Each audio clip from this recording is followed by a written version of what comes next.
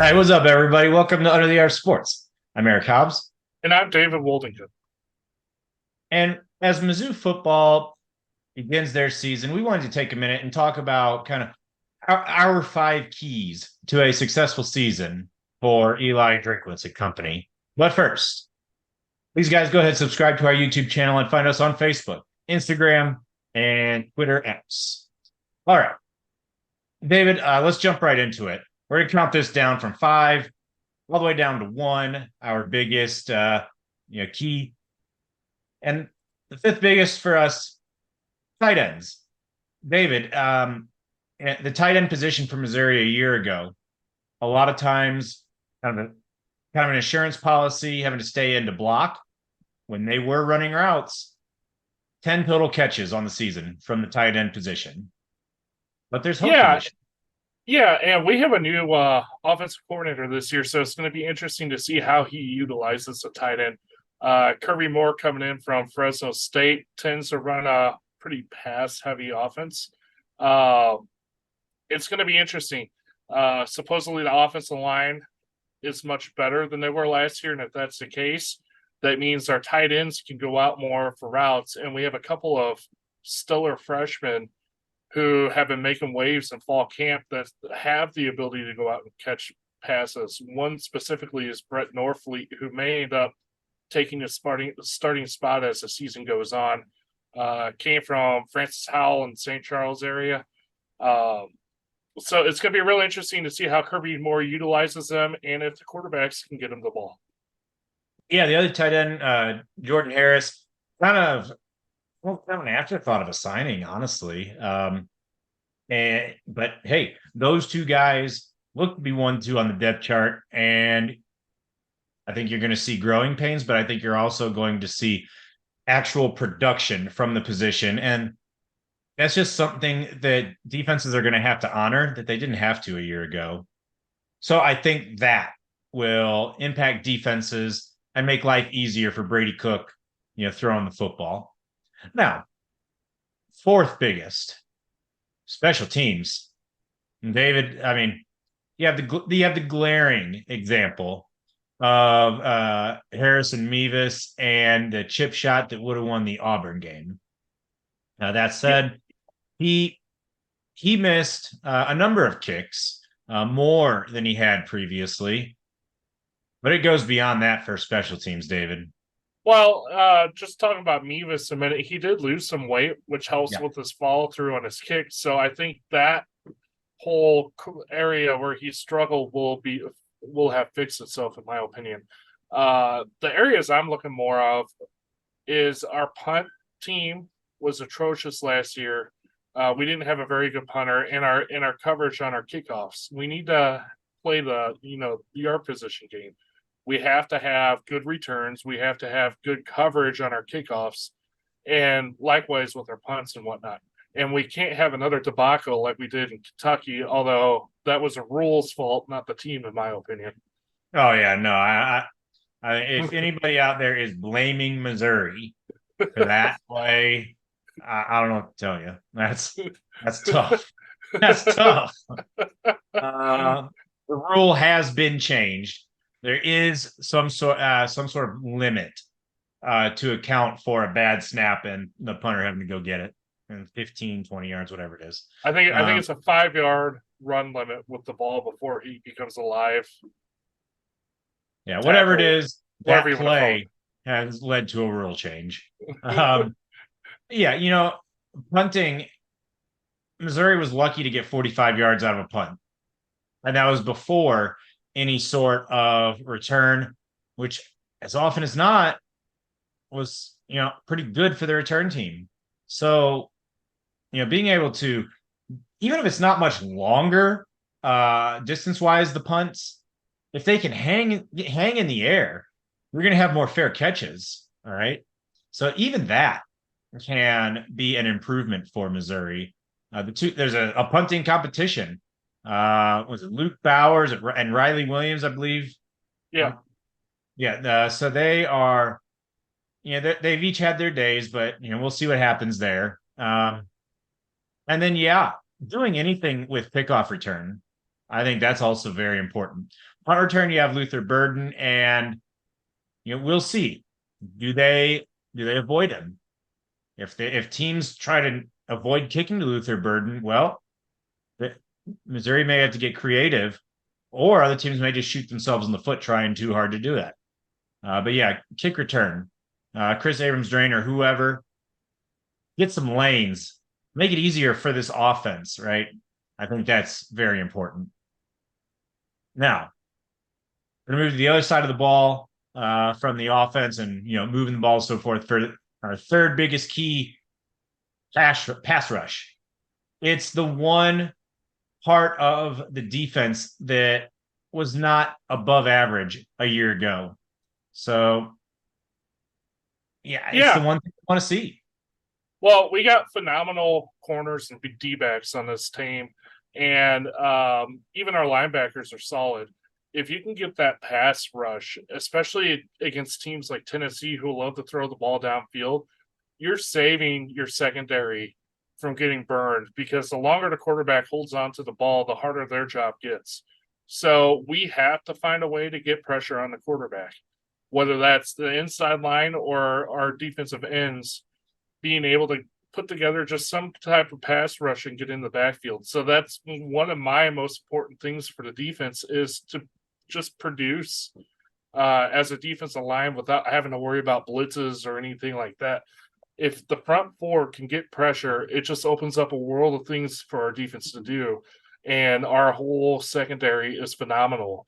It's a strength of the team. So if the front four are doing their job, and they do decide to blitz and other things, it could cause all kinds of trouble for other teams, and it'll only help Mizzou.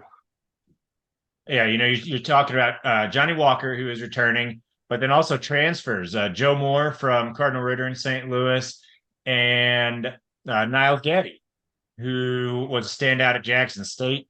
We'll see how that transfers and level of play and so forth. But hopefully for Missouri, they can generate pressure by themselves. If not, perhaps Darius Robinson playing outside. We'll see.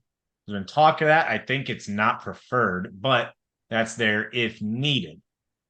Now you're getting into the obvious two biggest issues with this team, keys to success.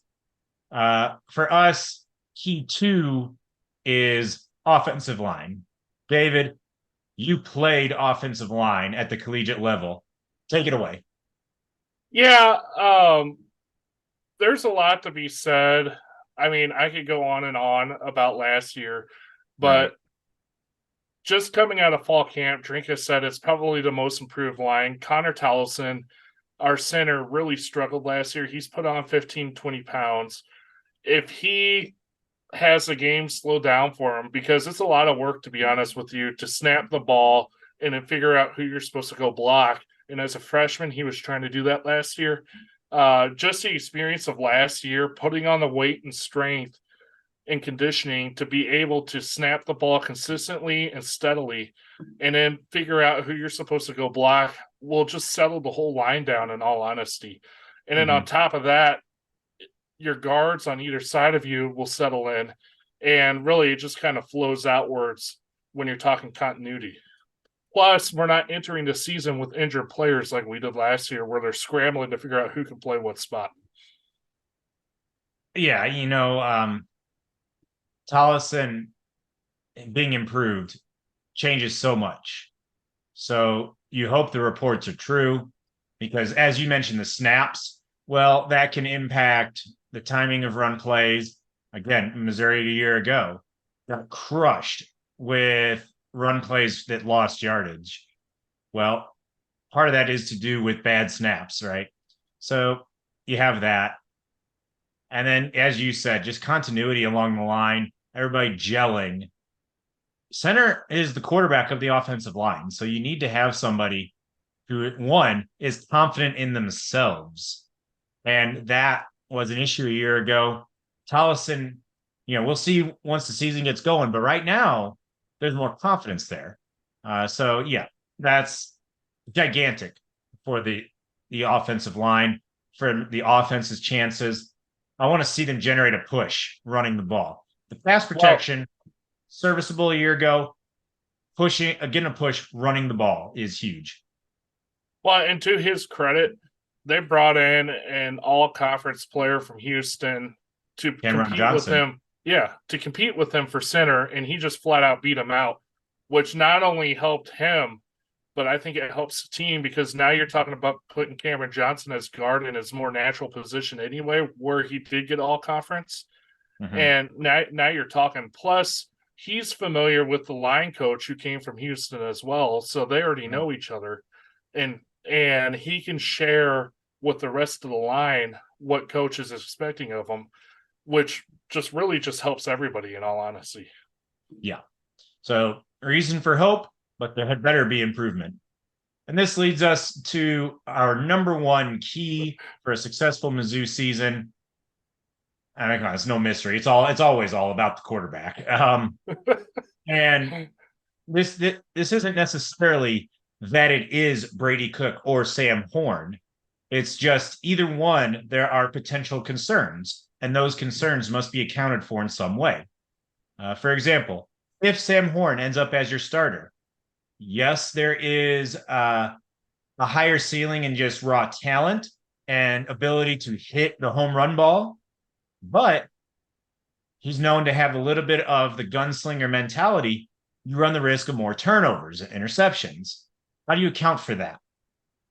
Does he calm himself down? Does he work his way into maybe being kind of wild, but not throwing it to the wrong color jersey? well, Yeah, is Brady Cook able to hit the deep ball? well, and just to pile on to that, how good is his decision making in game speed? Yeah. Can he read the defenses? He didn't play it all last year, so how good is he at reading the defense and taking what they give him? Can he go through his progressions? If you're talking Brady Cook, that's the big one in my opinion. He tended to have a guy he was going to throw to from the beginning and never looked at anybody else. So, and some of that was he was running for his life back there because he was about to get smashed, which is why he had a torn labrum in the Kansas State game. But can he read the defense fast enough, go through his progressions if the first person's not there, and make those throws? Yeah. Again, similar to offensive line, there are reasons, rumblings that would give fans hope. Jake Garcia appears to be the third stringer. That's the transfer from the U. He had a lot of extended playing time in the scrimmage that was meant exclusively for backups.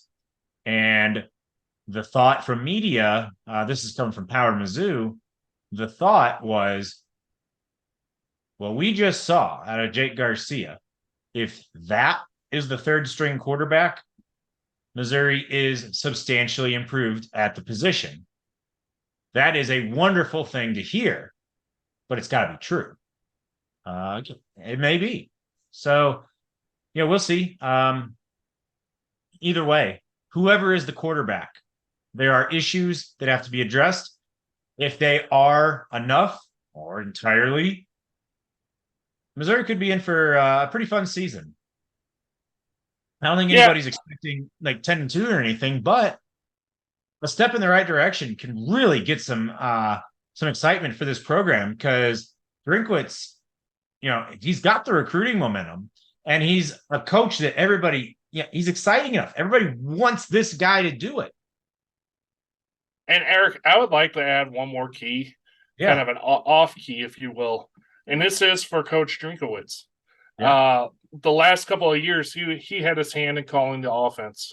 Yeah. He finally has an offensive coordinator. One of the biggest issues Mizzou had last year was also all kinds of sideline confusion. Now that he's not coaching or calling specific plays on offense or anything, he can focus on getting the team prepped, whether it's getting enough people on the field, making sure people's heads stay on. We can stop all those excessive, stupid penalties like delay of game for not getting a play in, too many men on the field, anything like that. And there was a lot of it last year. He can take his energy and focus it on that. If we can cut down on all those nonsensical penalties, I think that will tremendously help this team too, because last year, especially on the offensive side, they were shooting themselves in the foot all the time for just stupid stuff like that. Well, and I'll add to your point at just surface level. I don't think Drinkwitz is very good at calling plays. Yeah. I was very good at it. When Bush Hong Down took over for a few games, the offense seemed to do better. And then Well, he and left, take another job at Boise State, I think it was. So Drink went back to calling games in the bowl game, and the offense just totally reverted. well, and not to mention now he can actually focus on managing the clock. Yeah.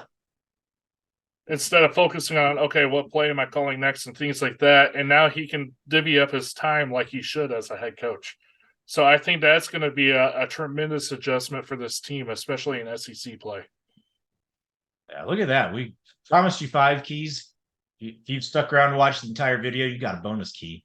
So there you go. Anyway, I'm looking forward to the season. Looking forward to the Tigers, seeing what they can produce. I don't know about you, Eric, but boy, if we can somehow pull off a win against Kansas State, I'm keeping an eye on that LSU game, man. That's going to be a huge one. Oh, there's a chance for that to be rowdy. But until then, make sure you watch all our preview and post-game videos, and we'll keep you updated on all things Mizzou. Thank you for watching Under the Arch Sports.